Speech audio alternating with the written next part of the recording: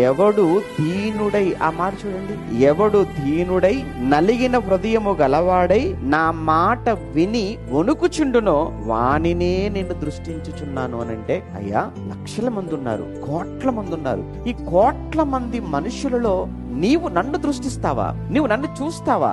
అవును, నేను నిన్ను చూస్తాను. ఎన్ని కోట్ల మంది ప్రజానికము ఉన్నప్పటికీ వారిలో ఒకడుగా నువ్వు ఎక్కడున్నా నీలో ఆ దీన మనసు అనేది ఉంటే ఖచ్చితంగా నా దృష్టి నీ మీదనే పడుతుంది. నీకు ధనం ఉంటే పడదు నా దృష్టి. నా దృష్టి నీ మీద పడాలి అంటే నీకు ధనం ఉంటే పడదు, నీ ఆస్తిని బట్టి పడదు నా దృష్టి, నీ వెనుకున్న బంగారాన్ని బట్టి నిన్ను చూడను. మనుషుల దృష్టి పడుతుందేమో. ఇల్లు కట్టావా? మనుషులు దృష్టి పడుతుంది.